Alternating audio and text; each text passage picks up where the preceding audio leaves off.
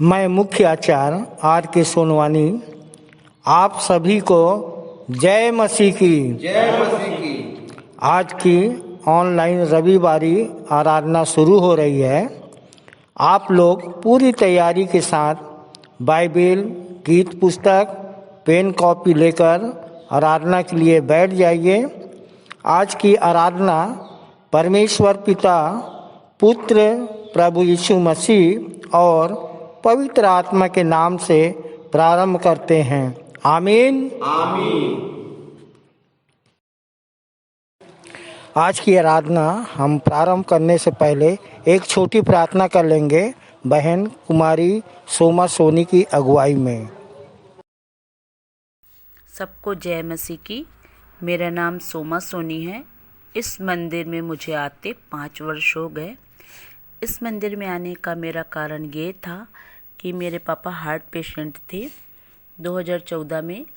वो आज जीवित तो नहीं है, लेकिन यीशु मसीह के रूप में आज मेरे साथ जीवित है। शारीरिक रूप से नहीं, लेकिन आत्मिक रूप से जीवित है। ये मेरे जीवन की गवाही है। धन्यवाद देती हूँ मैं प्रभु को कि आज का ये दिन प्रभु ने मुझे यह दिया अवसर कि मैं इस प्रार्थना के द्वारा आप सब से और परमेश्वर से बातचीत करने पाती हूँ। इसके लिए परमेश्वर को धन्यवाद कि परमेश्वर ने मुझे चुना। आइए हम सब अपने हाथों को जोड़े, आंखें बंद करें, सिर को झुकाए और अपना मन परमेश्वर की ओर लगाए। सर्वशक्तिमान, सर्वव्यापी, सर्वोत्तम, प्रेमी प्रभु, बड़े धन्यवाद और आनंदित मन के साथ इस सुबह की बेला में आपके दास भक्तों की संगति में आपके चरणों के नज़दीक में आते हैं खुदा बाप, और आपको धन्यवाद देते आज के दिन के लिए, इस समय के लिए प्रभु कि आज का दिन यहोवा ने बनाया और हम इसमें आनंदित हों। इसके लिए आपको धन्यवाद देते हैं प्रभु जी कि आज हम यहाँ सब एकत्रित हो सके आपकी स्तुति आराधना करने के लिए। पिता परमेश्वर, इसके लिए धन्यवाद देते हैं। धन्यवाद देते हैं यहाँ बैठे जितने लोग हैं पिता परमेश्वर कि वो इस मंदिर तक आ सके और आपकी आराधना में सम्मिलित होने वाले हो सके। इस बात के लिए आपको हृदय की गहराइयों से धन्यवाद देते हैं पिता। हे परमेश्वर पिता, आपसे प्रार्थना विनती निवेदन है कि पिता यहाँ बैठे जितने लोग हैं प्रभु जी, जो भी उनकी जीवन की समस्याएं हैं पिता, यीशु मसीह नासरी के नाम से वो पूरी हो सके।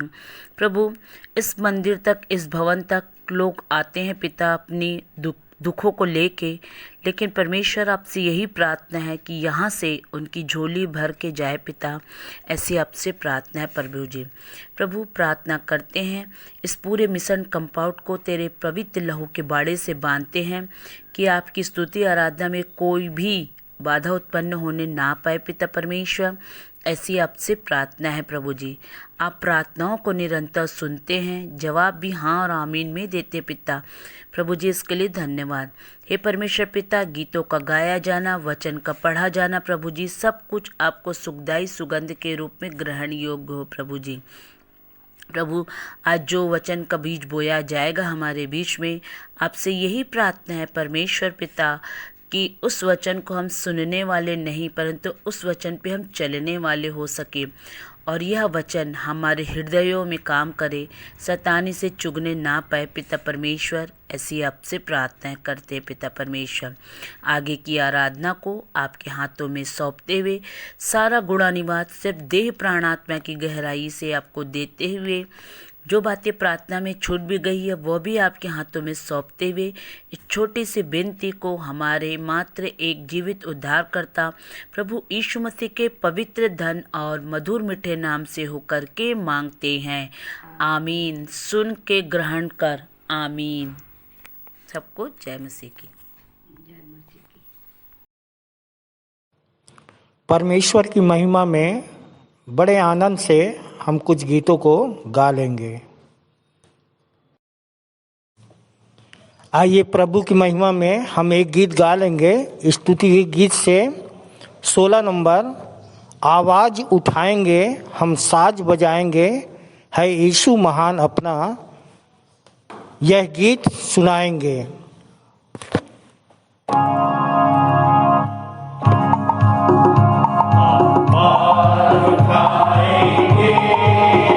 हम साज बजाएंगे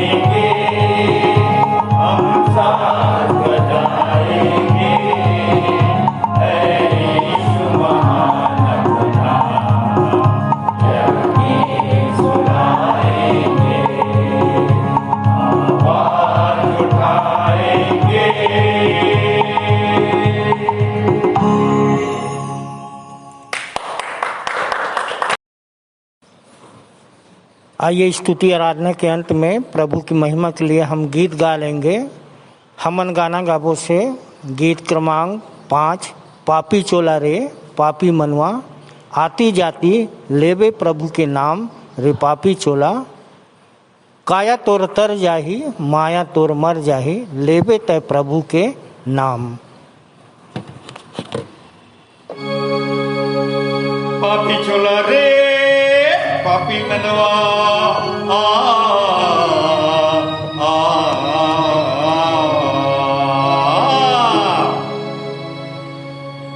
आती जाती लेबे प्रभु नाम रे पापी चोला, आती जाती लेबे प्रभु नाम, आती जाती लेबे प्रभु नाम रे पापी चोला, आती जाती लेबे प्रभु नाम।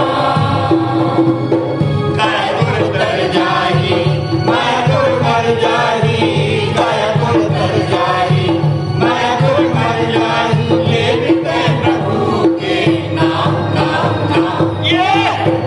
जाती लेबे प्रभु नाम,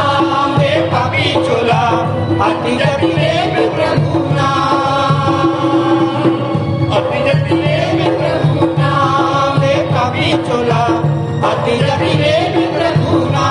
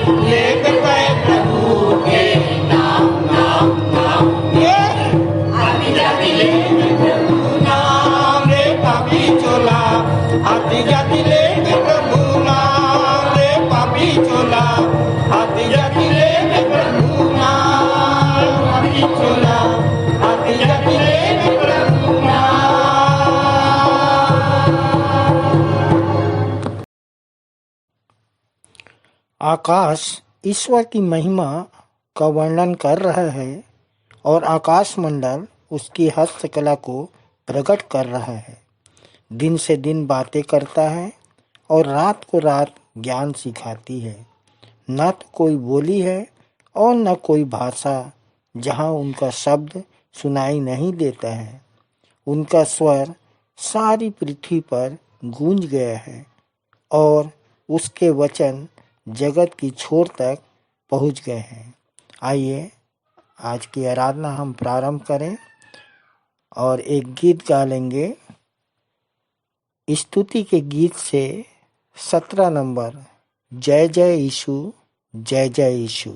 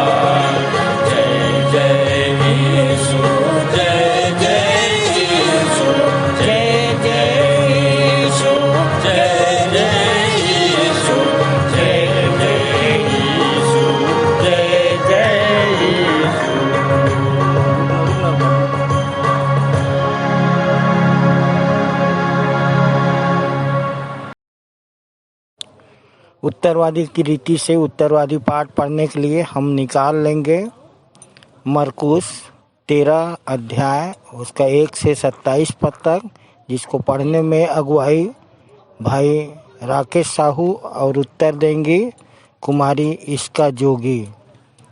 आइए हम उत्तरवादी पाठ पढ़ें। आप सबको जय मसीह की। मेरा नाम राकेश कुमार साहू है और विश्वासी मंदिर आते लगभग 10 वर्ष हो गया। यहीं के आने से मैंने जीवते परमेश्वर को जाना, तब से मैं यहाँ बना हुआ हूँ। आप सबों को जय मसीह की। मेरा नाम इशिका जोगी है और मुझे मंदिर में आए हुए 6 वर्ष हो चुके हैं। आइए हम उत्तरवादी की रीति से पढ़ लेंगे। मरकुस रचित सुसमाचार उसका 13वां अध्याय से पहले पद से 27वें पद तक। पहला पद मैं पढ़ूंगा और दूसरा पद आप लोग बहन के साथ पढ़ें।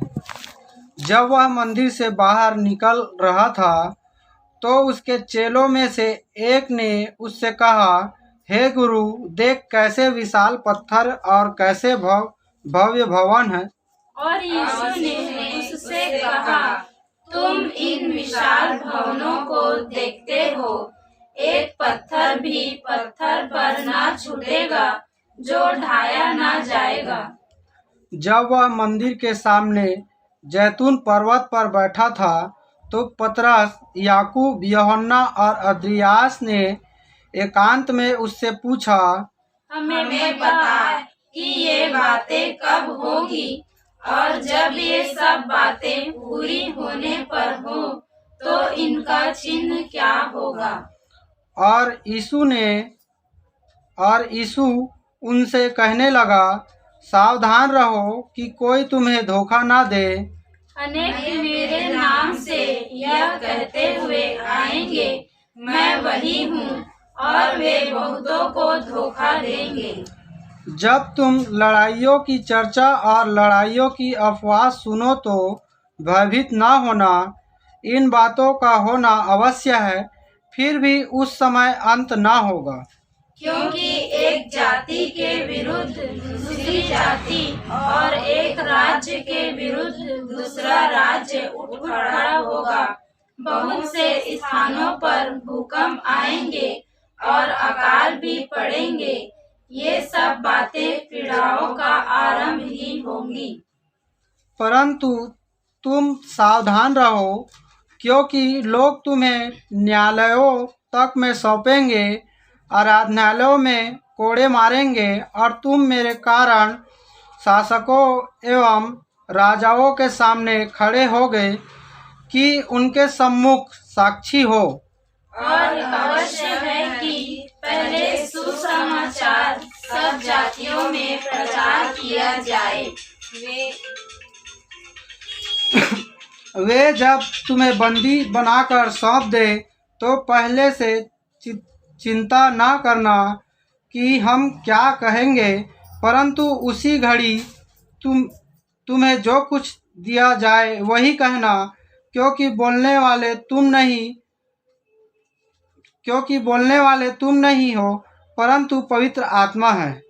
भाई भाई को और पिता पुत्र को मृत्यु के लिए सौंपेगा और बच्चे अपने माता पिता के विरोध में उठ खड़े होंगे और उन्हें मरवा डालेंगे। और मेरे नाम के कारण सब लोग तुमसे घृणा करेंगे, परंतु जो अंत तक धीरज धरे रहेगा उसी का उद्धार होगा। परंतु जब तुम उस उजाड़ने वाली घृणित वस्तु को वहाँ खड़ी देखो जहाँ उसे नहीं होना चाहिए, पाठक समझ ले तो जो यहूदिया में हो वे पर्वतों पर भाग जाएं। और वह जो घर की छत पर हो नीचे न उतरे, न कुछ लेने के लिए घर के भीतर जाए, और वह जो खेत में हो अपना चोगा लेने के लिए पीछे न लौटे। परंतु उनके लिए हाय जो उन दिनों में गर्भवती होगी और जो शिशु को दूध पिलाती होगी। प्रार्थना करो कि यह शीत ऋतु में ना हो, क्योंकि वे दिन ऐसे क्लेश के होंगे जैसे सृष्टि के आरंभ से जिसे परमेश्वर ने सीजा अब तक ना तो हुए और ना फिर कभी होंगे। और यदि प्रभु ने उन दिनों को घटाया ना होता तो कोई भी प्राणी ना बचता, परंतु उन चुने हुओं के कारण जिन्हें उसने चुन लिया है, उसने इन दिनों को घटाया। तब यदि कोई तुमसे कहे, देख मसीह यहाँ है या देखो वहाँ है, तो विश्वास ना करना, क्योंकि झूठे मसीह और झूठे नबी उठ खड़े होंगे और चिन्ह और अद्भुत काम दिखाएंगे कि यदि संभव हो तो चुने हुओं को भी भटका दें। परंतु सावधान रहना, देखो मैंने पहले ही तुम्हें सब कुछ बता दिया है। परंतु उन दिनों में उस क्लेश के पश्चात सूर्य अंधकारमय हो जाएगा तथा चंद्रमा अपना प्रकाश न देगा, और आकाश के तारागण गिरते रहेंगे तथा आकाश की शक्तियाँ हिलाई जाएंगी। तब लोग मनुष्य के पुत्र को बड़े सामर्थ और महिमा के साथ बादलों में आता हुआ देखेंगे। अंतिम वचन हम सब एक साथ पढ़ लेंगे। उस समय वह अपने स्वर्गदूतों को भेजकर पृथ्वी के इस छोर से लेकर आकाश के उस छोर तक चारों दिशाओं से अपने चुने हुओं को एकत्रित करेगा। परमेश्वर अपने जीवित वचन के पढ़े और सुने जाने पर हम सबको आशीष दे। आमीन। इस समय हम विश्वास वचन बोल लेंगे अपने शपथ की मुद्रा में। आइए हम विश्वास वचन बोलें। मैं सर्वशक्तिमान पिता पर स्वर्ग और पृथ्वी के सृजनहार परमेश्वर पर विश्वास रखता हूँ। मैं उसके एकलौते पुत्र हमारे प्रभु यीशु मसीह पर, जो पवित्र आत्मा के सामर्थ के द्वारा कुमारी मरियम से जन्मा, जिसने पोंतियुस पिलातुस के राज्य में दुख उठाया, जो क्रूस पर टांगा गया और मारा गया, जो गाड़ा गया और अदृश्य लोक में पहुंचा, और तीसरे दिन मृतकों में से फिर जी उठा, जो स्वर्ग पर चला गया और सर्वशक्तिमान पिता परमेश्वर के दाहिने हाथ विराजमान है, और जीवितों और मृतकों का न्याय करने फिर आने वाला है। विश्वास रखता हूँ मैं पवित्र आत्मा पर, पवित्र सार्वभौम कलीसिया पर, संतों की संगति पर, देह के पुनरुत्थान पर, पापों की क्षमा पर और अनंत जीवन पर विश्वास रखता हूँ। आमीन। इस समय हम प्रारंभिक पास्टोरल प्रार्थना कर लेंगे। प्रार्थना में अगुवाई कुमारी प्रेरणा पटनायक करेंगी। आप सबों को जय मसीह की। मेरा नाम प्रेरणा पटनायक है और मुझे विश्वासी मंदिर आते लगभग 8 वर्ष हो गए। आइए हाथों को जोड़ें, आंखों को बंद करें और अपना ध्यान परमेश्वर की ओर लगाएं। महान सामर्थी दयालु सर्वशक्तिमान सर्वज्ञानी सर्वव्यापी पिता परमेश्वर, आपकी प्रिय बेटे प्रभु यीशु मसीह के नाम से पिता आपके चरणों के समीप आते हैं पिता। और पिता परमेश्वर धन्यवाद देते हैं पिता परमेश्वर आज के इस दिन के लिए पिता परमेश्वर, इस ऑनलाइन आराधना के लिए पिता। और पिता परमेश्वर धन्यवाद देते हैं कि हम सब भाई बहन पिता इस ऑनलाइन आराधना के माध्यम से पिता परमेश्वर आपकी आराधना करने वाले हो सकते हैं पिता। इसके लिए आपका धन्यवाद देते हैं पिता परमेश्वर। धन्यवाद देते हैं पिता परमेश्वर कि बीते सप्ताह भर आपने हम सबों को संभाल कर रखा पिता परमेश्वर। इसके लिए आपका हृदय से धन्यवाद देते हैं। और धन्यवाद देते हैं पिता कि हम जीवित पाए जाते हैं, जीवितों के बीच पाए जाते हैं पिता। और यह सुनहरा अवसर पिता परमेश्वर हम देखने वाले हो सकते हैं, इसके लिए भी आपका धन्यवाद देते हैं परमेश्वर धन्यवाद देते हैं पिता कि पिता परमेश्वर नए नए विश्वासी पिता इस ऑनलाइन आराधना के माध्यम से आपकी स्तुति आराधना करने वाले हो सकते हैं पिता। इसके लिए भी आपका लाखों लाख धन्यवाद देते हैं पिता परमेश्वर। विनती निवेदन प्रार्थना करते हैं पिता परमेश्वर कि इस ऑनलाइन आराधना में पिता परमेश्वर किसी भी प्रकार की पिता तकनीकी बाधा उत्पन्न ना हो पिता, परंतु पिता परमेश्वर ये आराधना पिता सुचारू रूप से संपन्न होने वाली हो सके पिता, ऐसी विनती निवेदन आपसे करते हैं पिता। पिता परमेश्वर प्रार्थना करते हैं पिता जितने भी भाई बहन पिता परमेश्वर आज आपके वचन को बोलने वाले हैं पिता, आपके वचन का बीज बोने वाले हैं पिता, होने दे पिता परमेश्वर हर एक के साथ होइए पिता, वो नहीं पिता परंतु आपकी आत्मा उनमें से होकर बोलने वाली हो सके पिता परमेश्वर। और उन पिता परमेश्वर वचनों को सुनकर पिता परमेश्वर हम आत्मिक आशीषों को अपने जीवन में लेने वाले हो सके पिता, ऐसी आपसे प्रार्थना करते हैं पिता परमेश्वर। प्रार्थना करते हैं पिता कि विश्वासी मंदिर में पिता बहुत से लोग पिता अपनी समस्याओं को लेकर आते हैं पिता, बहुत सी बीमारी, बहुत से दुष्टात्मा ग्रसित और बहुत से नाना प्रकार की समस्याएं होती हैं पिता, होने दे पिता परमेश्वर उनकी समस्याएं पिता आप में होकर दूर होने वाली हो सके और वे भी पिता परमेश्वर आप उस जीवते सच्चे परमेश्वर को जानने वाले हो सके, ऐसी आपसे प्रार्थना करते हैं पिता परमेश्वर। प्रार्थना करते हैं विश्वासी मंदिर के संडे स्कूल के लिए, संडे स्कूल के बच्चे के लिए पिता, संडे स्कूल के बच्चों के लिए, जितने टीचर संडे स्कूल में पढ़ाते हैं पिता परमेश्वर उन टीचरों के लिए पिता, और पिता परमेश्वर विश्वासी मंदिर की जवान सभा पिता, महिला सभा पिता परमेश्वर और जितने भी लोग पिता परमेश्वर विश्वासी मंदिर से जुड़े हैं पिता परमेश्वर, होने दे पिता परमेश्वर वे सब लोग पिता परमेश्वर आपके वचन में पिता निरंतर आगे बढ़ने वाले हो सके पिता, ऐसी आपसे प्रार्थना करते हैं।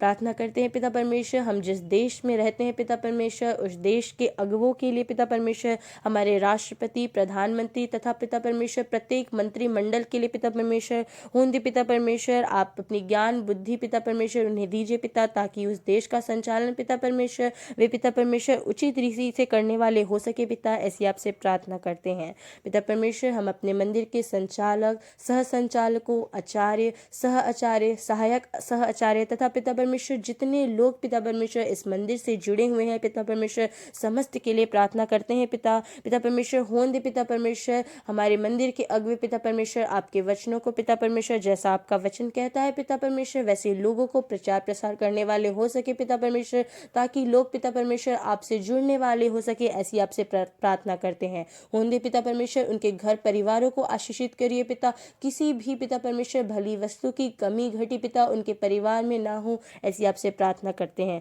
पिता परमेश्वर। आज के इस पवित्र दिन में पिता परमेश्वर संसार भर में पिता जहाँ कहीं भी आपकी आराधना ऑनलाइन या ऑफलाइन के माध्यम से होती है पिता परमेश्वर, होने दे पिता परमेश्वर हर जगह पर पिता परमेश्वर आप आपकी उपस्थिति को चाहते हैं पिता परमेश्वर। और पिता परमेश्वर धन्यवाद देते हैं पिता कि इतने सुंदर वातावरण के लिए, मौसम के लिए पिता परमेश्वर और आज के दिन को दिखाने के लिए पिता हम आपका धन्यवाद देते हैं। होने दे पिता परमेश्वर हमारी इस पूरी आराधना के पिता परमेश्वर अल्फा और ओमेगा आप ही होइए पिता परमेश्वर, और इस पूरी प्रार्थना को आपके हाथों में सौंपते हुए पिता परमेश्वर अपने देह प्राण आत्मा का समर्पण आपके हाथों में करते हुए इस छोटी सी विनती को अपने एकमात्र जीवित उद्धारकर्ता प्रभु यीशु मसीह के प्यारे मीठे और धन्य नाम से मांग लेते हैं, आमीन। इस समय हम संदेश में जाएंगे और संदेश सुन लेंगे कुमारी रिंकी कुकरेजा की अगुवाई में। आप सबको जय मसीह की। मेरा नाम रिंकी कुकरेजा है। मैं हिंदू सिंधी परिवार से आती हूँ। विश्वासी मंदिर आते मुझे 7 वर्ष होने जा रहे हैं और यहाँ आने से पहले बहुत सारी समस्याएं थी और सच्चे परमेश्वर को हम यहाँ आने से पहले आने के बाद ही जान पाए हैं और हमारे जीवन में शांति मिली है। तब से हम यहाँ आते हैं और प्रयास करते हैं दूसरों को बचा सकें। मुझे टॉपिक मिला है संदेश देने के लिए। मैं सर्वप्रथम पिता परमेश्वर का धन्यवाद देती हूँ जिन्होंने मुझे चुना और इस योग्य समझा। मेरे अंदर कोई भी खूबी और योग्यता नहीं है, लेकिन परमेश्वर का धन्यवाद करती हूँ और संचालक जी का, संचालिकाओं का, आचार्यों का, सबका धन्यवाद करती हूँ जिन्होंने मुझे संदेश देने के लिए खड़ा किया। परमेश्वर पिता का धन्यवाद करती हूँ, इन सब का धन्यवाद करती हूँ। मेरा टॉपिक है जिंदगी के तूफान भी सौगात हैं जब थामने वाला साथ है। यह मत्ती रचित सुसमाचार के 8वें अध्याय में लिया गया है, जिसका हेडिंग है तूफान को शांत करना। यह घटना उस समय की है, यीशु मसीह जब नाव में सो रहे थे और तेज आंधी और तूफान होने लगा और उसके चेले उसे जगाने लगे और कहने लगे, हे परमेश्वर हमें बचा, हम नष्ट हुए जाते हैं। उसने उनसे कहा, हे अल्पविश्वासियों, तुम क्यों डरते हो? तब उसने उठकर आंधी और पानी को डांटा और सब कुछ शांत हो गया। और वे अचंभा करके कहने लगे, ये कैसा मनुष्य है जो आंधी और पानी को आज्ञा देता है और उसकी आज्ञा मानते हैं। हाँ प्रियो, मैं आपको ये बताना चाहती हूँ, हमारे जीवन में अगर ये दुख, तकलीफ, चिंता, परेशानी, समस्या नहीं आती है तो हम परमेश्वर को नहीं जान पाते हैं। और यीशु मसीह ही है जो इन सब को कंट्रोल करता है और हमारे सारे जीवन की सारी समस्याओं को, दुख को दूर करता है। बस हमें इस दुख में, इस क्लेश में, इस समस्याओं में हमें धीरज रखना है। और मेरे टॉपिक में लिया गया है कि तूफ़ान भी सौगात हैं। तो हमारे जीवन के तूफ़ान सौगात कैसे हो सकते हैं? सौगात मतलब उपहार, गिफ्ट। तो ये तूफ़ान हमारे लिए कैसे उपहार हो सकते हैं? वो ऐसे कि प्रभु यीशु मसीह को समस्या में पड़ने से पहले हम नहीं जानते थे सच्चा परमेश्वर कहाँ है। हम भी बहुतों की तरह अंधविश्वास में पड़े हुए थे, ईश्वर को जगह जगह ढूंढते थे। लेकिन जब हमारे जीवन में दुख आए, समस्या आए और जब कहीं से निदान नहीं हुआ तो हमें भी गुरु मंत्र के माध्यम से सच्चे परमेश्वर का मार्ग मिला। सच्चे परमेश्वर को हम जान पाए और यीशु मसीह को जान पाए कि वही अनंत जीवन देने वाला उद्धार करता है और हमारे संग था। उन्होंने हमें माता के गर्भ से चुन लिया था और हमारा चुनाव पहले से ही हो चुका था। इसके लिए हम धन्यवाद करते हैं परमेश्वर को। और वो हर पल हमारे संग बना रहा। उन्होंने कई बार हमें कहा वचन के द्वारा, मत डर, मैं तेरे साथ हूँ, इधर उधर मत ताक, मैं तेरा यहोवा परमेश्वर हूँ। तो प्रियो, हमारे जीवन में जब समस्याएं आती हैं, परेशानियां आती हैं तो हमें इससे बड़ी आनंद की बात समझना चाहिए। याकूब की पत्री 1 अध्याय में लिखा हुआ है 2-3 पद में, जब तुम नाना प्रकार की परीक्षाओं में पड़ो तो इन्हें बड़े आनंद की बात समझो, क्योंकि तुम्हारे विश्वास के परखे जाने से धीरज उत्पन्न होता है। और धीरज को अपना पूरा कार्य करने दो, ताकि तुम पूरे सिद्ध हो जाओ और तुम में किसी बात की घटी ना हो। तो सचमुच अगर हमारे जीवन में परीक्षाएं नहीं आएंगी, समस्याएं नहीं आएंगी, तो हम आत्मिक रूप से बीमार हो जाएंगे और हम परमेश्वर के करीब नहीं आ पाएंगे, नहीं जान पाएंगे कि परमेश्वर ने हमारे जीवन में कैसे कैसे कार्य किए हैं।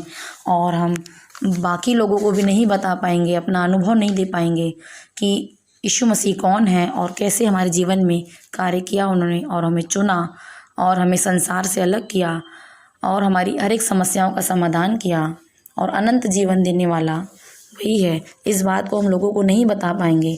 तो इसलिए यह समस्याएं और ये तूफ़ान जो हमारे जीवन में आते हैं, ये हमारे लिए सौगात हैं, क्योंकि यीशु मसीह थामने वाला है हमारे साथ। हर पल हमें थामे रहता है, हमें हमारे संग चलता है, हमारे संग उठता है, बैठता फिरता है। लेकिन हम भी कई बार चेलों की तरह संदेह करने लगते हैं, अल्पविश्वासी हो जाते हैं और डरते हैं।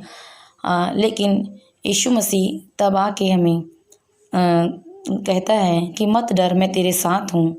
कई बार जब हम समस्या में आते हैं, अपनी गुरुओं से जब हम बात शेयर करते हैं कि हमारे जीवन में ये समस्या है, ये दुख है, तो हमारे लिए प्रार्थना करते हैं और हमें समझाते हैं और सही मार्ग दिखाते हैं।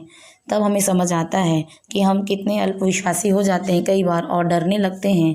लेकिन यीशु मसीह ने कहा कि मत डर, मैं तेरे साथ हूँ और मैं तेरे संग हूँ, मैं तुझे थामे रहूँगा और हर पल तुम्हारे संग चलूँगा फिरूँगा। मैं निर्गमन की पत्री से बताना चाहूँगी 33वें अध्याय में 12 से 14 तक इसमें लिखा हुआ है। मूसा को भी उसने कहा था, मूसा जब पूछने लगा परमेश्वर से कि मुझे अपनी गति समझा कि मेरे साथ कौन संग जाएगा, तो परमेश्वर ने उससे कहा कि मैं आप तेरे साथ जाऊंगा और तेरे साथ रहूंगा और तुम्हें विश्राम दूंगा। तो मूसा से भी जब उसने परमेश्वर ने कहा कि मैं तेरे साथ स्वयं जाऊंगा, तो परमेश्वर क्या हमारे साथ नहीं जाएगा या हमारे संग हमारी समस्याओं में नहीं खड़ा होगा? परमेश्वर हर पल हमारे संग होता है, सिर्फ हमें समझने की देर है हमारी। यशायाह की पुस्तक में भी लिखा हुआ है 43वें अध्याय के 2-3 पद में उसने कहा कि जब तू आग में होकर जाएगा तब वह तुम्हें आग जलाएगी नहीं, और जब तू नदियों में से होकर जाएगा तो वह तुम्हें डुबा नहीं सकेगी, और उसकी तुझे लौ भी तुम्हें छूने नहीं पाएगी, क्योंकि वो हमारे साथ चलेगा, वह स्वयं हमारे साथ होगा। तो जब हम परीक्षा में पढ़ते हैं, समस्याओं में पढ़ते हैं, तो वो हमारे साथ रहता है, क्योंकि बस हमको धीरज रखना पड़ता है और विश्वास रखना पड़ता है। तो उस दुख का हमें अनुभव नहीं कर पाते हैं, उस दुख में भी हम आनंद का अनुभव करते हैं। बस हमें विश्वास को अपने बनाए रखना है और अपने धीरज को बनाए रखना है, और निरंतर हमें यह प्रार्थना करनी है कि हमें दुख में भी आनंद की अनुभूति दे, और उस दुख में भी हमें सहने की शक्ति दे, क्योंकि वो अपनी सहन शक्ति हमें दे देता है। और जब हमारे जीवन में समस्या नहीं है तो इसका मतलब हम आत्मिक रूप से बीमार हैं, या फिर हम चौड़े रास्ते पे चल रहे हैं। और कई बार ऐसा होता है कि कई लोगों के जीवन में समस्या नहीं होती है, तो वह किसी न किसी तरीके से दुख उठाते हैं, वो दूसरों का दुख उठाते हैं, और दूसरों का दुख उठा के वो भी उस दुख का अनुभव करते हैं और परमेश्वर के करीब आते हैं। तो मैं यही बताना चाहूँगी कि यह दुख हमारे लिए अच्छे हैं, और इस दुख में हम स्थिर हो जाते हैं, धीरे धीरे सिद्ध होते जाते हैं। और बोर्ड नंबर 1 में लिखा हुआ है, प्रेम के बोर्ड में भावार्थ में, अंश अंश करके धीरज से अंश अंश करके शाश्वत स्वरूप में बदला जा सकता है। तो सचमुच हमें धीरज धरना है और उस सिद्धता को पाना है, जैसे परमेश्वर स्वयं पा लिया, और उसके चेलों ने भी अपनी दौड़ पूरी की, पौलुस ने भी दौड़ पूरी की, उसी तरह से हमको भी करना है। इतना कह के मैं अपनी वाणी को विराम दूंगी। आप सबको जय मसीह की। धन्यवाद।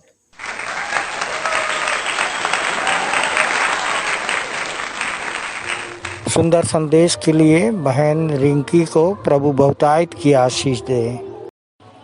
ये समय है भेंट का, और इस समय हम अपनी अपनी भेंटों को परमेश्वर के निकट लाएंगे, और इस समय हम गीत गा लेंगे।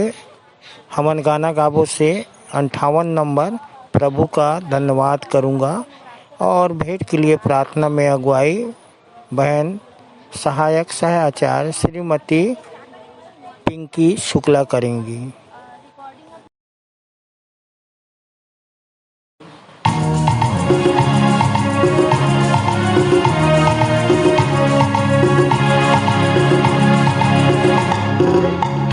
प्रभु का धन्यवाद करूंगा, उसकी संगति में सदा रहूंगा, साथ चलूंगा मैं जय जरूर पाऊंगा, साथ चलूंगा मैं जय जरूर पाऊंगा।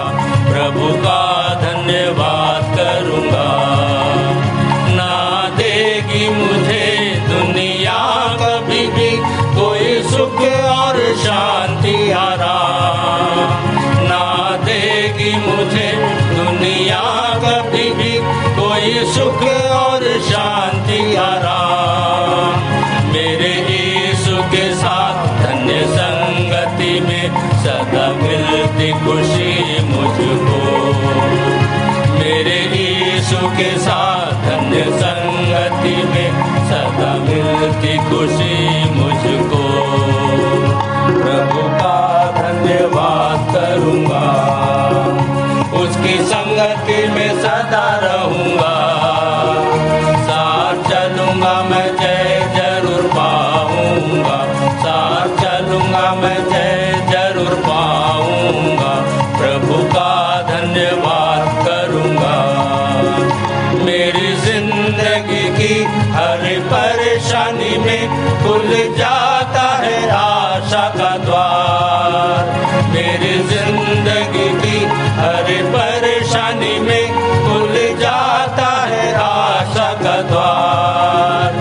कभी ना डरूंगा, कभी ना हटूंगा, चाहे जान भी देना पड़े, कभी ना डरूंगा, कभी ना हटूंगा, चाहे जान भी देना पड़े।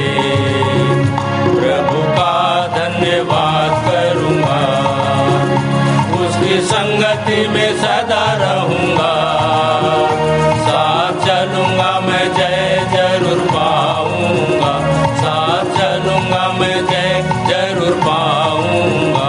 प्रभु का धन्यवाद धन्यवाद करूँगा। कितना अच्छा है वो, कितना धन्य है वो, यीशु ही मेरे जीवन का साथी। कितना अच्छा है वो, कितना धन्य है वो, यीशु ही मेरे जीवन का साथी। मेरी ज़रूरतों को पूरा करता है वो, कोई घटी नहीं मुझको। मेरी ज़रूरतों को पूरा करता है वो, कोई घटी नहीं मुझको। प्रभु का धन्यवाद करूँगा, उसकी संगति में सदा रहूँगा। साथ चलूँगा मैं, जय जरूर पाऊँगा।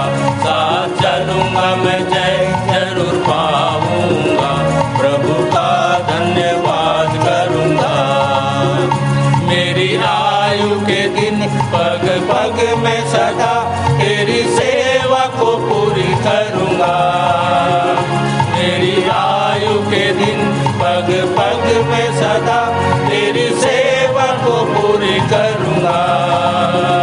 एक बत्ती समान जलता रहूँगा, तेरी महिमा मेरी कामना। एक बत्ती समान जलता रहूँगा, तेरी महिमा मेरी कामना। प्रभु का धन्यवाद करूँगा, उसकी संगति में सदा रहूँगा। साथ चलूँगा मैं, जय जरूर पाऊँगा। साथ चलूँगा मैं, जय जरूर पाऊँगा। प्रभु का धन्यवाद करूँगा, प्रभु का धन्यवाद करूँगा।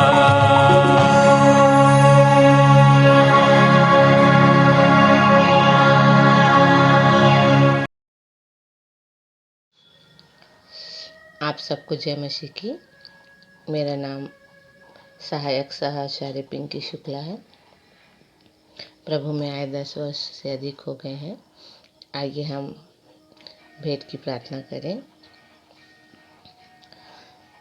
सर्वशक्तिमान, अनुग्रहकारी, दयालु, सामर्थी परमपिता परमेश्वर, एक बार फिर प्रभु हम सब विश्वासी आपके पवित्र चरणों के नज़दीक इस सुंदर समय में प्रभु जो आपकी दया से हमें मिला है, हम आते हैं परमेश्वर पिता, जीवन की उन तमाम आशीषों के लिए प्रभु जो आपने हमारे जीवन में उड़ेला है। हम सारी बातों के लिए पिता आपका धन्यवाद करते हैं पिता। प्रभु जी धन्यवाद देते हैं परमेश्वर, आपने हमें इस लायक बनाया प्रभु जी कि पिता परमेश्वर हम अपने जीवन को भली भांति चला सकते हैं, अपने परिवार का सही संचालन कर पाते हैं। आपने हमें सलामत रखा प्रभु, जिसके कारण परमेश्वर पिता हम अपनी रोजी रोटी चलाते हैं। और परमेश्वर उसी में से कुछ प्रभु जी जो आपने हमें दिया है, उसमें से हम कुछ छोटा सा अंश प्रभु जी आपके वेदी के नज़दीक लाते हैं पिता। होने देना परमेश्वर, आप इसे प्रेम पूर्वक ग्रहण कीजिए पिता। हमारी इस छोटी सी भेंट को परमेश्वर स्वीकार कीजिए पिता। और होने देना परमेश्वर कि हम सब प्रभु जी यहाँ ना केवल प्रभु जी कुछ अंश पिता परमेश्वर, वरन हम सर्वांश आपको दे सकें। अपने देह प्राण आत्मा को आपको पवित्र और भावता हुआ बलिदान करके चढ़ाने वाले हो सके पिता। हम सबको ऐसे ज्ञान, बुद्धि और समझ की आत्मा से नवाजिए परमेश्वर पिता। खुदावन, आपने हमें बहुत कुछ दिया है पिता, और इन सब से बढ़कर परमेश्वर अपनी अद्भुत शांति प्रभु जी आप हमारे बीच रख छोड़े हैं पिता। हमारे जीवन में आपकी शांति काम करती है और करती रहे प्रभु, यही प्रार्थना और विनती है। धन्यवाद प्रभु। छोटी प्रार्थना प्रभु यीशु मसीह के परम पवित्र और मीठे धन्य नाम में होकर के मांगते हैं, आमीन। आप सभी को जय मसीह की। मैं मुखियाचार्य आर के सोनवानी आप सभी को सूचना से अवगत करा दूं। हमारी रविवारी आराधना ऑनलाइन और ऑफलाइन दोनों चलती है। सुबह 10:30 बजे से 12:30 बजे तक तो आप लोग समय का विशेष कर ध्यान दीजिए। सुबह शाम मंदिर खोलने वाले अपनी जिम्मेदारी का निर्वहन करें। विश्वासी मंदिर का कैलेंडर 35 रुपये में आप यहाँ से प्राप्त कर सकते हैं। विशेषकर हर शुक्रवार शाम तक आपकी रिकॉर्डिंग पहुँच जानी चाहिए, जो आपको आराधना में जिम्मेदारी दी जाती है। यदि किसी कारणवश आप संदेश नहीं देना चाहते, जैसे विषय या समय आदि के कारण, तो सोमवार को ही मुझको सूचित कर दिया करें, ताकि हम विकल्प की व्यवस्था की जा सके। 21 तारीख की आराधना की सूचना इस प्रकार है। संचालन सहायक आचार्य संतोष सोनवानी के द्वारा। आरंभ की प्रार्थना मानस ईश्वांश के द्वारा। उत्तरवादी पाठ प्रकाशित वाक्य 6 अध्याय पूरा, जिसको पढ़ने में अगुवाई सहायक सह आचार्य कुमारी विमला सूर्यवंशी के द्वारा, और उत्तर देंगे भाई अजीत कस्तूरिया। पास्टोरल प्रार्थना पास्टोरल प्रार्थना सहायक आचार्य कुमारी प्रतिभा शेष के द्वारा। हम संदेश सुनेंगे अपने सह संचालिका श्रीमती अर्चना दास जी के द्वारा, जिनका विषय है दानियल को मिले जो दर्शन हमें कैसे करना है उनका प्रदर्शन। दानियल की पूरी पुस्तक से आप अपने संदेश ले सकते हैं। भेंट की प्रार्थना सहायक आचार्य श्री प्रवीण जयसल के द्वारा। मुख्य संदेश अपने संचालक जी के द्वारा हम सुन लेंगे। अंतिम प्रार्थना हम अपने सह संचालक श्री आशीष जलाल जी के द्वारा सुनेंगे। आशीष मंदिर के सह संचालिका डॉक्टर अल्पना राम के द्वारा, और इस तरह से 21 तारीख की सभा समाप्त होगी। अब हम मुख्य संदेश सुन लेंगे, और इस समय हम संदेश में जाएंगे। हमारे मंदिर के संचालक श्री जयेश लाल जी के द्वारा हम संदेश सुन लेंगे। इसे हम बाइबिल अध्ययन भी कह सकते हैं अपने संचालक जी के साथ में। तो आइए संदेश सुने, अपने मनों को तैयार कर लें। सबको जय मसीह की। प्रभु परमेश्वर का बहुत बहुत बहुत धन्यवाद हो कि उसकी दया और उसके अनुग्रह से फिर से हमको एक अवसर प्राप्त हुआ है कि उसके वचन में से अपने अनंत जीवन को संवारने के लिए कुछ सीख सकें। मेरी और आपकी शिक्षा के लिए आज का जो उत्तरवादी पाठ है वह मरकुस 13:1-27, जिसे उत्तरवादी के रूप में आप लोगों ने पढ़ा है। प्रियो, पिछले सप्ताह हमने 2 संदेश सुने थे, और इन संदेशों के विषय में मैं बता दूं आपको कि हमारे यहाँ 3 संदेश होते हैं, और ये इसलिए भी कि सबको भरपूरी से मौका मिल सके आगे बढ़ने का, क्योंकि हमारा अनुभव है कि ये मौका ही नहीं मिलता तो बहुत से लोग दबे रह जाते हैं, मुंह नहीं खोल पाते हैं। और इसलिए जो बिल्कुल सीखने वाले होते हैं उनको हम लोग मौका देते हैं, और उसके पश्चात हमारे आचार्य लेवल के लोगों को एक मौका रहता है। और इसके प्रकार उस उत्तरवादी पाठ में जहाँ पर कोई ऐसी रीति नहीं कि कोई प्रकाश डाला जाए, परंतु मैं व्यक्तिगत रूप से ये चाहता हूँ कि जब कोई पाठ पढ़ा जाता है तो निश्चित रूप से उस पर प्रकाश डाला जाए, क्योंकि वचन तो बहुत हैं, लेकिन एक शब्द भी अगर समझ में आ जाए, एक दर्शन भी, तो हमारे अनंत जीवन को संवारने के लिए बहुत महत्व रखता है। और इसीलिए हम सुनते रहते हैं, जैसे कि प्रेम के विषय में, कि पोथी पढ़ जग में पंडित भया न कोय, 2.5 अक्षर प्रेम का पढ़े सो पंडित होए। सो प्रियो, मैं सोचता हूँ कि 2.5 अक्षर प्रेम का और 2 अक्षर पाप का उसके सामने चैलेंज बन के खड़ा हो जाता है। लेकिन जो इसको क्रॉस कर गया तो फिर 3 अक्षर उद्धार का उसको मिलता है, और फिर 4 अक्षर है विश्वास का। और इस प्रकार से हम आगे बढ़ते चलते हैं। सो प्रियो, हम पिछले सप्ताह की बात कर रहे थे कि पहला संदेश हमारी बहन आचार्य श्रीमती रूबी सिंह ने दिया, और उनका विषय था, मिट्टी के पात्रों में होती है ढेरों कमजोरी, फिर भी हैं हम परमेश्वर की तिजोरी। सो आप सब ने सुना, और ये बहन जो है बंगाली बैकग्राउंड से आती हैं, और हिंदी में कुछ प्रॉब्लम होते हैं, जैसे कि हम लोग कहते हैं कि हम पानी पिएंगे, तो वो कहती हैं हम पानी खाते हैं, खाते हैं।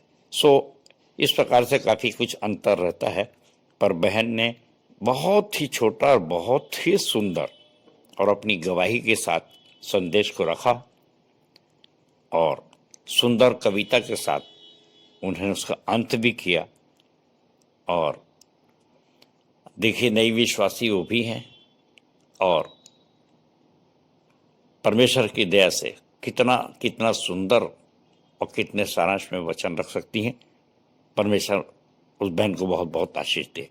इसके पश्चात हमने पढ़ा था कि हमने देखा था एक छोटा सा सुंदर सा संदेश, और बहन रूबी ने 2 कुरिन्थियों 4:7 से अपना वचन रखा था। और इसके पश्चात था दूसरा संदेश श्रीमती लक्ष्मी कैवर्त का, और जिनका विषय था, निर्बल से दिखते हैं पर बहुतों को बनाते हैं धनवान। मेरे प्रियो, इतना सुंदर इनका वचन है, विषय था, और ये 2 कुरिन्थियों 6:10 पे आधारित है। ये बहन और इनके पति मजदूरी करते हैं, और मैं उन दिनों को याद करता हूँ जबकि मंदिर के सामने वाले भाग में बहुत कटीली झाड़ियाँ थी, और सांप सरू का भी बहुत डर रहता था। फिर भी वो अपने बच्चे को एक चादर में लिटा देती थी, और दोनों पति पत्नी काम करते थे। और ये बहन स्वयं शैतानी शक्ति से ग्रसित थी, और समझ लीजिए कि अगर एक माँ बनने वाली जो शैतानी शक्ति से ग्रसित हो, जमीन पे लौटे, तो कैसी स्थिति होती है। पर ये बहन ने उस संघर्ष में भी प्रभु को नहीं छोड़ा, और विश्वास में दृढ़ रही, और आज देख लीजिए कि वो कितना अच्छा संदेश दे सकती हैं। सो बहन को भी बहुत बहुत धन्यवाद। प्रभु बहुतायत की आशीष दे। प्रियो, अब मेरा संदेश हुआ था 2 कुरिन्थियों 13 पर आधारित, जिसमें पौलुस की वेदना समझ लीजिए, या एक कड़ाई भी समझ लीजिए। वो समझाता है कि हर एक बातें 2 या 3 गवाहों से ठहराई जा सकें, पक्की ठहराई जा सकें। और मैंने बताया था गवाह कितने प्रकार के होते हैं, परंतु पौलुस ने यहाँ पे कहा कि जब हर एक बात इतने प्रमाण के साथ रख दी गई, मैं समझता हूँ कि इब्रानी 11 को अगर हम याद करें, क्षमा करें, इब्रानी 12:1 आपके सामने रखना चाहता हूँ इस कारण जबकि गवाहों का ऐसा बड़ा बादल हमको घेरे हुए है, तो आओ हर एक रोकने वाली वस्तु और उलझाने वाले पाप को दूर करके वह दौड़ जिसमें हमें दौड़ना है, धीरज से दौड़े। मेरे प्रियो, गवाहों का जब इतना बड़ा बादल है, तो यहाँ पर पौलुस ये कहना चाहता है, समझाया कि आप मुझसे इतना प्रमाण रखने के बावजूद भी ये प्रमाण चाहते हैं कि मुझ में मसीह बोलता है। यानी कितने दुख की बात है, कितनी उलझी हुई बात है। और इसलिए फिर वो कहता है कि अपने आप को जांचो, यानी अपने चश्मे को साफ करो, कहीं उसमें धूल तो नहीं लगी है, उसमें गंदापन तो नहीं है। और नहीं जांच पा रहे हो तो तुम निकम्मे हो। और मेरे प्रियो, आगे वो कहता है कि यदि तुम निकम्मे नहीं तो फिर मैं निकम्मा हूं। मैंने जो तुमको प्रेम किया है उसमें कोई खोट है, उसमें कोई कमी है, तो मैं मान लेता हूं कि चलिए मैं निकम्मा हूं, परंतु मेरे बच्चे, मेरे भाई, मेरे प्रिय, मैं चाहता हूं कि तू सिद्ध हो जा। और तू तो कम से कम सही है, तू तो कहीं कम से कम निकम्मा नहीं है। चाहे अपने आप को निकम्मा मान ले, चाहे मेरे को निकम्मा मान ले, पर मान तो बीच में क्यों अटका है। और ये समझ लीजिए कि हम भी यहीं कहीं पर अटके हुए हैं कि हाँ भी नहीं बोल पाते हैं, ना भी नहीं बोल पाते हैं। सो मेरे प्रियो, यहाँ पर पौलुस की वेदना जो है वो यही है कि जब गवाहों का इतना बड़ा बादल तुम्हारे सामने रखा गया, तो तुमको दावे के साथ उसका प्रमाण, कम से कम प्रमाण तो नहीं मांगना चाहिए, बल्कि दावे के साथ उसको दूसरों के पास रख करके बहुत सी आत्मा जीत सकते हैं। लेकिन जिसको सबसे ज्यादा, सबसे तगड़ा, सबसे ज्यादा विश्वासी होना चाहिए, सबसे बड़ी गवाही जिसकी होना चाहिए, जिसने आंख से देखा, सब कुछ किया, अगर वो डाउट करने लग जाए, शक में आ जाए, संदेह में आ जाए, तो फिर क्या कहा जा सकता है। उसके लिए प्रार्थना की जा सकती है। और यहाँ पर पौलुस ने प्रार्थना किया कि भाई तुम तो कम से कम सिद्ध हो जाओ, प्रभु करे तुम सिद्ध हो जाओ। और उसके बाद उसने पवित्र चुंबन से सबको नमस्कार करके अपनी पत्री का वो भाग खत्म किया।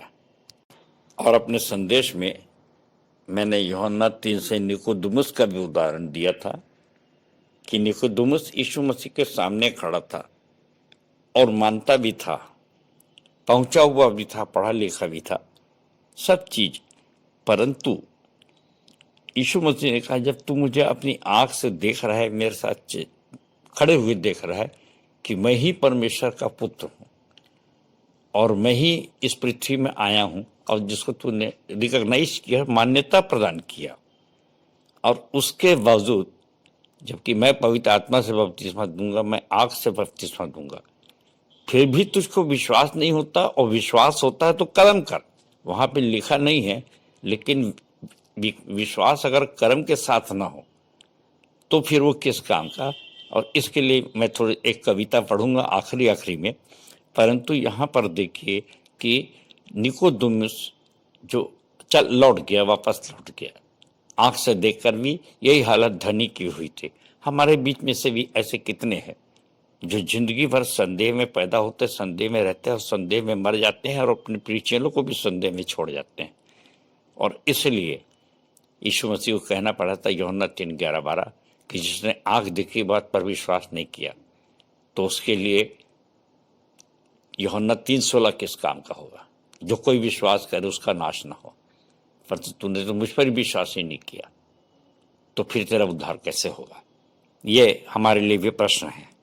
प्रियो, अब मैं आ रहा हूँ आज के उत्तरवादी पाठ में, मरकुस 13, जहाँ पहले और दूसरे वचन में इस प्रकार से लिखा है, जब वह मंदिर से निकल रहा था तो उसके चेलों में से एक ने उससे कहा, हे गुरु, देख कैसे कैसे पत्थर और कैसे कैसे भवन है। यीशु ने उससे कहा, क्या तुम ये बड़े बड़े भवन देखते हो? यहाँ पत्थर पर पत्थर भी ना बचा ना रहेगा जो ढाया न जाएगा। मेरे प्रियो, मरकुस की इस पत्री में वो युग के अंत का चिन्ह दिखा रहा है, बता रहा है कि क्या क्या होगा और क्या क्या नहीं होगा। और ऐसे समय में जबकि बड़े बड़े विशाल भवनों की ओर हम तारीफ करते हैं कि देखो क्या शानदार है, क्या है, और यीशु मसीह ये कह रहे हैं कि ये सब ईंट पत्थर के भवन में परमेश्वर नहीं रहता, ये सारी बातें हैं और ये ढा दिया जाएगा। सो आगे बढ़ते हैं हम कि चेले पूछते हैं कि ये बातें कब होंगी। यहाँ पर चौथे पद में देखेंगे हम कि हमें बता कि ये बातें कब होंगी। आज ये सब बातें पूरी होने पर होंगी, उस समय का क्या चिन्ह होगा। 5वां पद, यीशु उनसे कहने लगा, चौकस रहो कि कोई तुम्हें न भरमाए, क्योंकि बहुतेरे मेरे नाम से आकर कहेंगे कि मैं वही हूं और बहुतों को भरमाएंगे। मेरे प्रियो, इन बातों से मैं ये बताना चाहता हूं कि भ्रम क्यों होता है। और अभी जो संदेश दिया यीशु यहाँ पर कहना चाहते हैं कि समय और काल का तुमको पता लगाना आवश्यक नहीं है, क्योंकि ये सच है कि बहुत से लड़ाइयाँ होंगे और भूंडोल होंगे और जाति पर जाति चढ़ाई करेगी, अकाल पड़ेंगे। मेरे प्रियो, ये तो अंत का प्रारंभ है, पीड़ाओं का अंत है। परंतु हम लोगों के लिए किस बात में चौकस रहना है।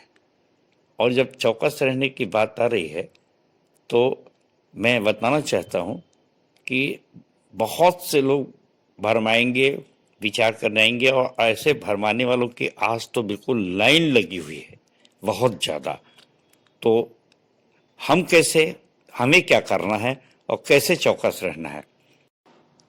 और मैं स्मरण करता हूँ कि इस संबंध में एक कविता लिखी गई थी मेरे द्वारा, और जो कि आपके हमन गाना गावन में 184 पृष्ठ पर है, और कविता नंबर 8, और इसकी कुछ लाइनें मैं यहाँ पर पढ़ना चाहता हूँ। आज की स्थिति क्या है। यीशु ने कहा, राई के दाने के बराबर विश्वास तेरा पहाड़ को हटा जाएगा। पर आज जो देखा, पहाड़ सा विश्वास भी तेरा राई को नहीं हटा पाया है। देख, गली गली और गांव गांव में आज भी मूर्तियों की माया है। तो ऐसा क्यों होता है? ऐसा इसलिए होता है कि धन, दौलत और वैभव में अटका हुआ हमारा प्राण है। क्या यही आशा की गई वस्तुओं का निश्चय और अनदेखी वस्तुओं का प्रमाण है? सो सावधान हो, चौकस रहो। बिना कर्म के विश्वास तेरा उद्धार कभी ना करा पाएगा। याकूब 2:14, बिना कर्म के विश्वास तेरा उद्धार कभी ना करा पाएगा। भूखे सिंह की मानिंद खड़ा, शैतान तुझे फाड़ खाएगा। पहला पत्रस 5:8। सो दान, बलि, जोखिम उठाने, उपवास और देह जलाने से तेरा पाप नहीं कट पाएगा। पहला कुरिन्थियों 13:1-3। सिर्फ पड़ोसी का प्रेम ही तुझको अनंत जीवन में पहुंचाएगा। रोमियो 13:9। सो मेरे प्रियो, पूरी कविता तो लंबी है, परंतु संदेश के लिए समय सीमित है, इसलिए आप चाहें तो इस कविता को पूरा पढ़ सकते हैं। और जो हमारे भाई हैं जो आप लोग को संदेश भेजते हैं व्हाट्सएप के द्वारा या ब्लूटूथ के द्वारा, जैसा भी है, तो वो कविता को आपको दिखा भी देंगे। तो यहाँ पर देखिए कि हम कैसे चौकस रहें, हम उनकी बातों में मत उलझें, क्योंकि आज तो ऐसे प्रचारकों की भरमार आ गई जो हमेशा कहते हैं कि मैंने यहाँ पूरे विश्व में ऐसे बहुत सारी बातें आती हैं कि हमने दर्शन देखा है, हमारे सामने साक्षात मसीहा आया और इस प्रकार की बातें होती हैं। और वे कहते हैं कि बिल्कुल अब ऐसा होने ही वाला है। तो मैं व्यक्तिगत रूप से मेरी एक सलाह है कि हमको सिर्फ पड़ोसी के प्रेम में ध्यान लगाना है। ये कविता के माध्यम से जो बताया कि सिर्फ पड़ोसी का प्रेम ही तुझको अनंत जीवन में पहुंचाएगा। अगर हम ईमानदारी से अपने काम में व्यस्त हैं, और जैसे यहाँ पर भी लिखाया है कि भाई 10वें पद में मरकुस 13 का 10वां में कि सुसमाचार सब जातियों में प्रचार किया जाएगा। हम इस काम में व्यस्त रहें, तो चाहे किसी भी घड़ी, किसी भी सेकंड, चाहे आसमान से ओला गिरे कि बम गिरे कि भूंडोल हो, चाहे जो भी हो, हमको बचाने की जिम्मेदारी हमारे जीवित परमेश्वर की है, जिसके प्रति हम ईमानदार हैं तो हमसे कई गुना ज्यादा ईमानदार हो। और इसलिए दृढ़ निश्चय के साथ अपने काम में व्यस्त रहें, और जो आते हैं बहुत सारी बातें होती रहती हैं, और उससे अंत का मूल्यांकन ना कर लें और उनके पीछे पीछे ना जाएं, क्योंकि भविष्यवाणी करना आज एक फैशन सा हो गया है। और जैसे बोलते हैं कि धर्म का धंधा कभी ना मंदा, तो कभी कभी हम लोग जो बहुत सिंपल बात बताते हैं तो हमको ऑर्डिनरी प्रचारक समझकर लोग टाल जाते हैं, परंतु जो भविष्य की बातें बताता है, देखो मैं फोरकास्ट कर रहा हूँ, ऐसा होगा वैसा होगा, और भूत की बातों से कुछ जोड़ के बताते हैं, पुराने नियम की पुस्तकों से बताते हैं, और उससे तालमेल बैठाते हैं। कई बार अधिकांश लोग उसमें उलझ जाते हैं, गणना करते रहते हैं, कैलकुलेट करने लग जाते हैं और उसी में उलझ जाते हैं, और उसका काम है उलझाना। और अभी जो इब्रानी 12 ने जो बताया वो यही है कि गवाहों के जो बादल आपको दिखाए जा रहे हैं उसकी ओर तो नहीं देखते, लेकिन करते क्या है, हर एक रोकने वाली वस्तु और उलझाने वाले पाप में पड़ जाते हैं और अपनी दौड़ को भूल जाते हैं। और इसलिए इब्रानी 12:1 आपके सामने पढ़ा कि हमारा ध्यान सिर्फ अपने निशाने की ओर होना चाहिए, और शैतान का काम है कि हमारा ध्यान निशाने से हटाए। जैसे 10वें पद में लिखा है, पर अवश्य कि पहले सुसमाचार सब जातियों में प्रचार किया जाए। तो जब आप प्रचार के लिए जाएंगे तो निश्चित रूप से वे तुमको अन्य जातियों के हाथों में सौंपेंगे, कोर्ट कचहरी में ले जाएंगे। और ऐसा 11वें में लिखा है, तो चिंता न करना कि हम क्या कहेंगे, क्योंकि जो कुछ तुम्हें कहना है उसी घड़ी बता दिया जाएगा, क्योंकि बोलने वाले तुम नहीं परंतु पवित्र आत्मा तुम्हारे साथ होगी। और मैंने जैसे कहा कि आप अपने काम को ईमानदारी से कर रहे हैं, आपका ध्यान उस तरफ केंद्रित है, तो आप इन बातों के लिए उलझिए मत, डरिए मत, क्योंकि हो सकता है कि भाई जो सगे भाई भी वो भी आपको साथ ना दें, घर के लोग साथ ना दें। और सबसे जो खतरनाक बात तो ये हो रही है कि 13वें पद में कि और मेरे नाम के कारण सब लोग तुमसे बैर करेंगे, परंतु जो अंत तक धीरज धरे रहेगा उसी का उद्धार होगा। मेरे प्रियो, धीरज से हमको परमेश्वर की आज्ञा को मानना है, और सब जानते हैं कि उसने स्वर्गारोहण से पूर्व कहा, जाओ सब जाति के लोगों को चेला बनाओ, मत्ती 28:26। और आज हम अपनी आंखों से देखते हैं कि कैसे कैसे नियम कानून बन रहे हैं और कैसे कैसे हम लोग पे आरोप लगाए जाते हैं। कोई कहता है विदेशों से पैसा मंगाया जाता है, उनको प्रलोभन दिया जाता है, भोले भाले लोगों को ठगा जाता है। तो मेरे प्रियो, ऐसा हम तो करते नहीं, परंतु ये जान लीजिए कि ऐसा कोई नहीं करता, ऐसा नहीं, बहुत से लोग इस प्रकार के धंधे भी करते हैं, धर्म के धंधे। हमको चौकस रहना है कि वर्तमान के बारे में जाने कि भविष्य के बारे में जाने, और इसलिए अवश्य है कि भविष्यवक्ताओं से भी हम सावधान रहें। और इसीलिए सबसे अच्छा परिधि और रेडियस और विश्वासी मंदिर के इतने बड़े बढ़ने का कारण ही यही है कि हम यूहन्ना 3:11 की परिधि पर 3:11-12 की परिधि पर संदेश देते हैं। और बहुत से लोग अभी भी कहते हैं कि भाई इस रेडियस में हम कैसे संदेश दें। हम तो कहते हैं काम करिए और उसके प्रमाण दिखाइए। आप तो भविष्य की बातें ज़्यादा बताते हैं, भूत की बातें बताते हैं, बड़े बड़े दर्शन बताते हैं। तो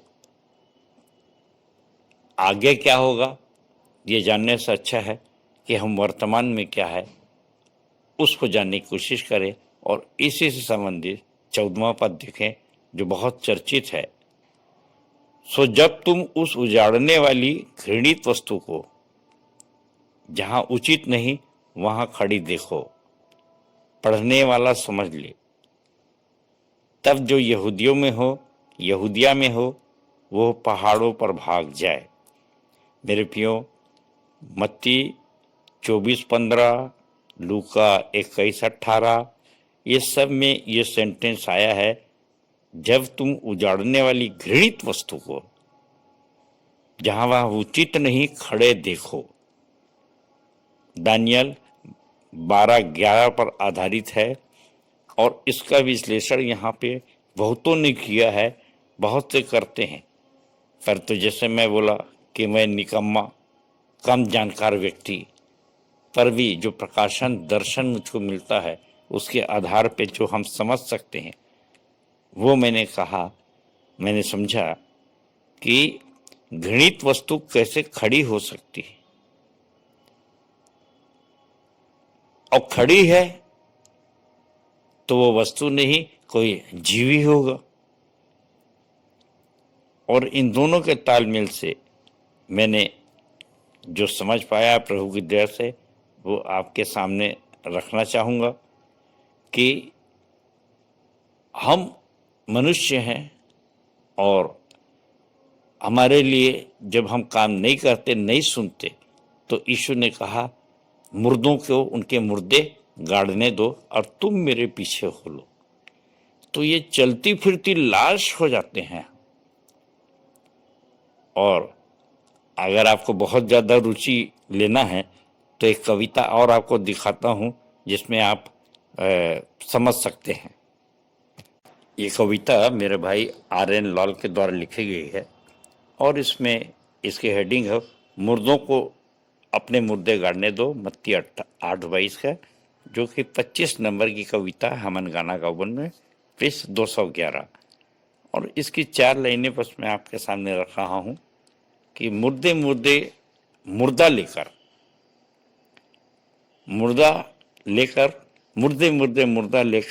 मुर्दा गाड़ने आए और इनमें आपस में झगड़ा हुआ कि कौन किसे दफनाए। बहुत मजेदार है कि मुर्दा लेकर कैसे आएंगे, अब मुर्दा गाड़ने आए।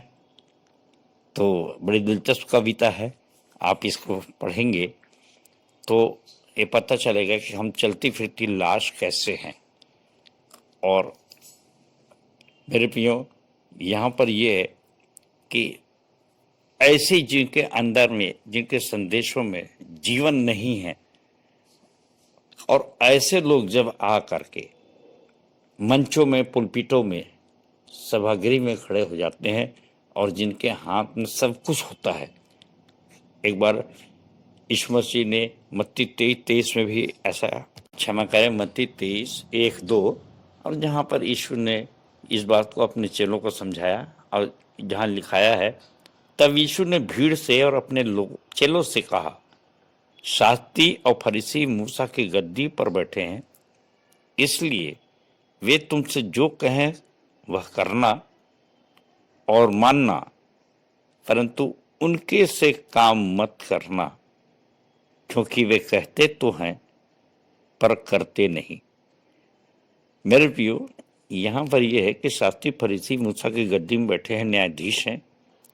तुमसे जो कुछ कहें वो करना। करना 2 शब्द आया है और मैंने ध्यान दिया। और मानना, करना और मानना, पर उनके से काम मत करना। जो कहें करना, लेकिन उनके से काम मत करना। कितना कठिन हो जाता है इस वचन को स्वीकार करना। सो मेरे प्रियो, ये जो घृणित वस्तु है ये इन्हीं लोगों के लिए कही गई है कि ये आके न्यायाधीश बन जाते हैं, प्रेशर डालते हैं। सो हमको, हमारे लिए आवश्यक है कि ऐसे लोगों से बचें। और कहता है कि वहां से भाग जाओ। यहाँ 14 से लेके 21 तक में ये सब लिखाया हुआ है कि हो सकता है कि चुने हुओं को भी भरमा दें और चुने हुए के कारण से उनके क्लेश के दिन घटेंगे। हम चुने हुओं के लिए विशेष कृपा परमेश्वर बनाए रखता है। और 22वां पद कहता है, क्योंकि झूठे मसीह और झूठे भविष्यवक्ता उठ खड़े होंगे और चिन्ह और अद्भुत काम दिखाएंगे कि यदि हो सके तो चुने हुओं को भी भरमा दें। सो मेरे प्रिय, मैं चाहता हूं कि हम विश्वासी बने, संक्रामक बने, चेतावनी को हल्के में न ले।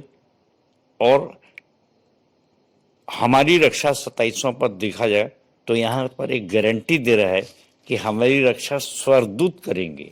सो मैं आपके सामने पढ़ रहा हूँ, उस समय वह अपने दूतों को भेजकर पृथ्वी के इस छोर से आकाश की उस छोर तक चारों दिशा से अपने चुने हुए लोगों को इकट्ठा करेगा और उनको सुरक्षा प्रदान करेगा। जब इकट्ठा करेगा तो सुरक्षा प्रदान करेगा।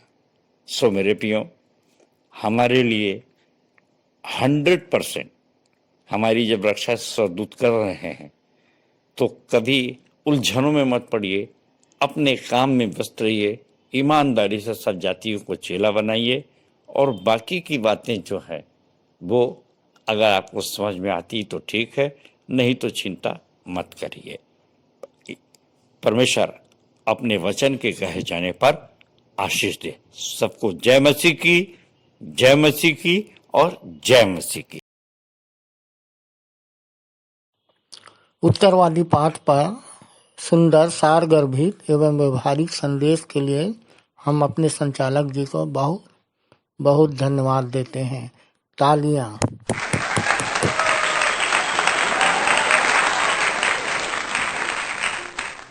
हम आराधना के अंत में हैं, एक गीत गाएंगे, अंतिम प्रार्थना, प्रभु की प्रार्थना और आशीष से आज की सभा समाप्त करेंगे। आइए, आराधना के अंत में हम अंतिम गीत गा लेंगे, जो हमारे गाना का से 41 नंबर, मसीह बिना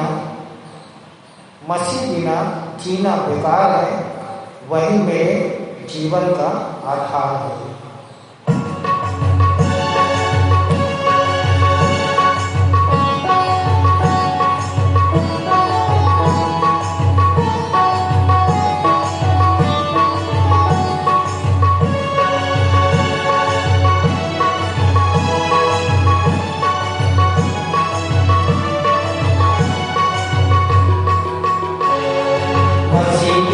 जीना बेकार है, वही मेरे जीवन का आधार है। जीना बेकार है, वही मेरे जीवन का आधार है। जीना मसीह है, मरना है। जीना मसीह है, मरना है। जीना मसीह है, मरना है। जीवन तैयार है। जीना मसीह है,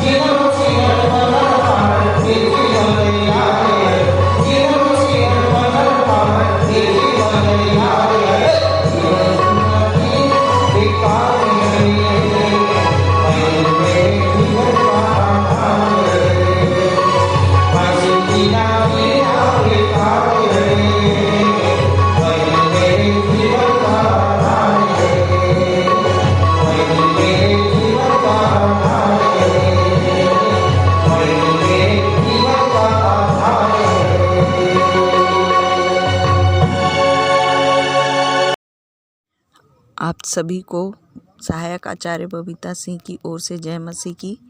प्रभु यीशु मसीह में आए मुझे 20 साल हो गए हैं और विश्वासी मंदिर आने का कारण शैतानी शक्तियों से मैं ग्रसित थी। आइए हम प्रार्थना में जाएंगे। आंखें बंद कर लें, हाथ जोड़ लें, ध्यान परमेश्वर की ओर लगाएं। हमारे जीवित सामर्थी अनुग्रहकारी प्रेमी पिता परमेश्वर, बड़े धन्यवाद के साथ हम आपके चरणों में आते हैं प्रभु जी। धन्यवाद करते हैं आज के पवित्र विश्राम दिन के लिए, आपके अनुग्रह के लिए प्रेमी पिता परमेश्वर कि हम आज का दिन देख सकें।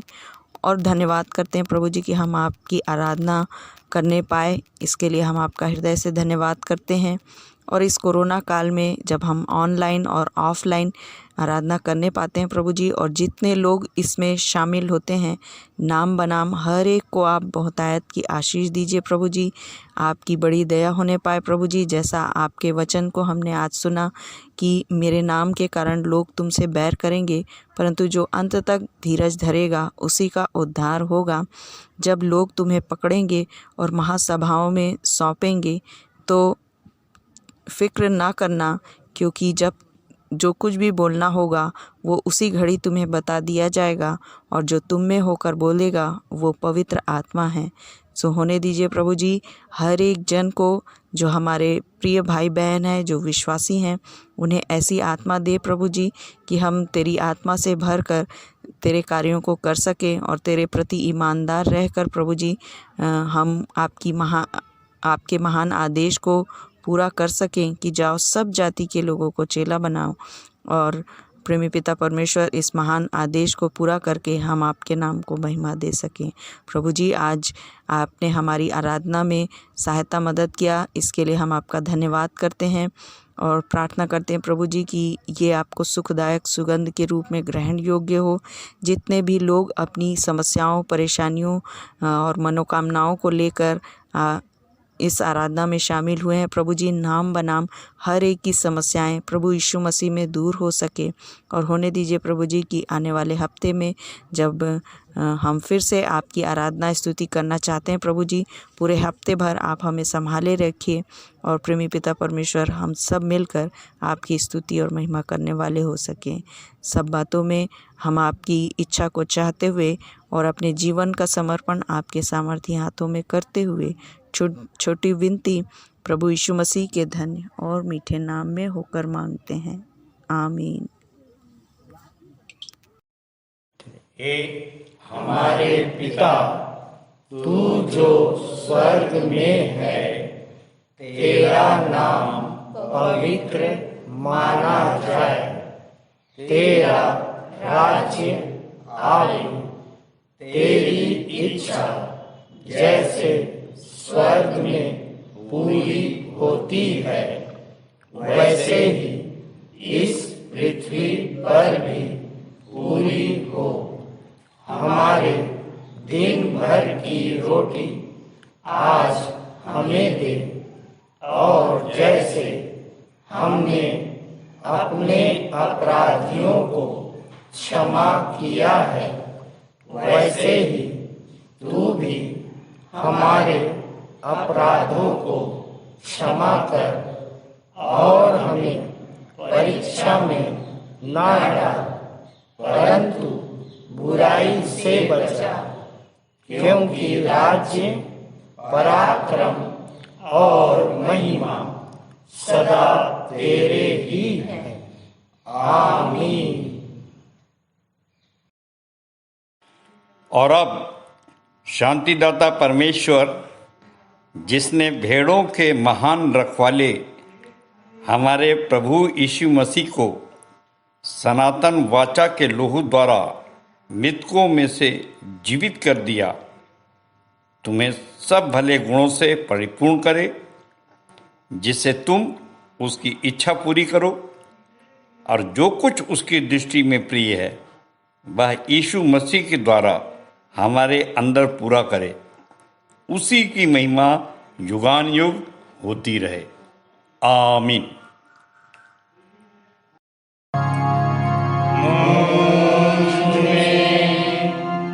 यीशु की शोभा दिखाई दे,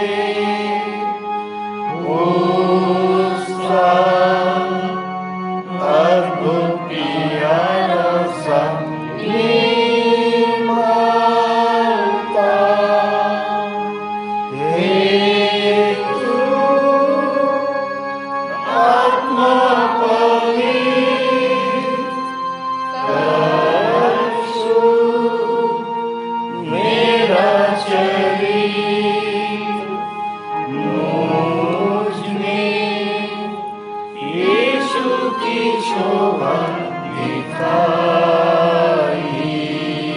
दे।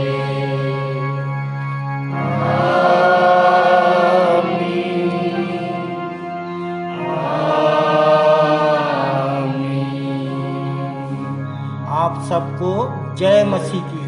जय मसीह की।